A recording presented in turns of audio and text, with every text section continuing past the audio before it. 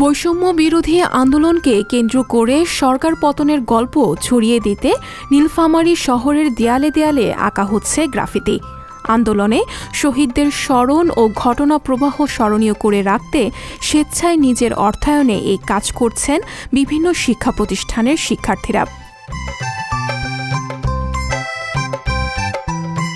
নীলফামারী সরকারি বালক ও বালিকা উচ্চ বিদ্যালয়, রাবিয়া বালিকা বিদ্যানিকেতন, সমীর উদ্দিন উচ্চ বিদ্যালয়, নীলফামারী সরকারি কলেজ ও কেন্দ্রীয় শহীদ মিনারের দেয়ালসহ বিভিন্ন স্থানে একযোগে এ কাজ শুরু করেন শিক্ষার্থীরা। প্রথমে তারা দেয়াল ও পার্শ্ববর্তী এলাকা পরিষ্কার পরিচ্ছন্ন করেন।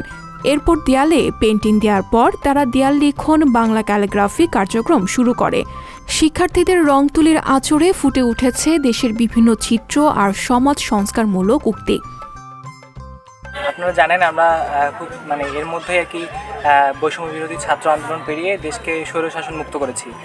এই আন্দোলনের মাধ্যমে আমাদের যে দেয়ালগুলো আছে, সরকারি ভবন কিংবা স্কুল কলেজের দেয়ালগুলো, সেগুলোতে অনেকভাবে গ্রাফিতি হয়েছিল স্বৈরশাসকের বিরুদ্ধে। কিন্তু আমরা সম্প্রতি দেশ স্বাধীন করার মাধ্যমে এই দেয়ালগুলোকে আমরা নতুনভাবে রাঙাতে চাচ্ছি।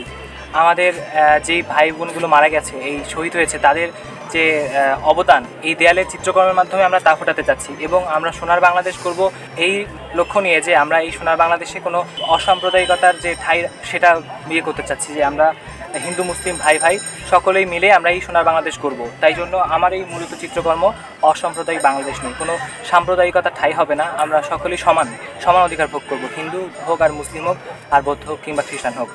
আর আমাদের এই শহীদ ভাইদের প্রতি শ্রদ্ধা নিবেদন করছি আমরা এই চিত্রকর্মের মাধ্যমে, এবং দেশকে সুন্দরভাবে সাজাতে চাচ্ছি, রঙিন করতে চাচ্ছি এই দেশকে। রক্ত দিয়ে কেনা আমার স্বাধীনতা, বলবীর চির উন্নত মমশির, বিকল্পকে আমি তুমি আমরা, এমন নানা উক্তি শোভা পাচ্ছে শহরের বিভিন্ন শিক্ষা প্রতিষ্ঠানের দেয়ালে।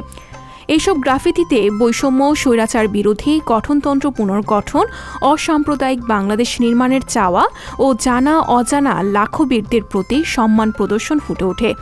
নীলফামারী সরকারি বালক উচ্চ বিদ্যালয়ের দেওয়ালে বীর শহীদ আবু সাঈদের প্রতিচ্ছবি ফুটিয়ে তোলা হয়।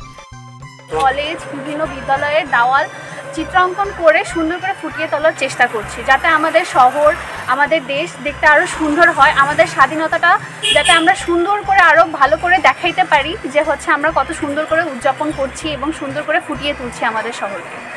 জেলার বিশিষ্ট জনেরা মনে করেন গ্রাফিতিতে আঁকা চেতনা বাস্তব জীবনে ধারণ করলে বদলে যাবে সমাজ। তরুণ প্রজন্ম দেয়ালের এই রঙকে ভালোবাসতে পারলেই বদলে যাবে এই বাংলাদেশ।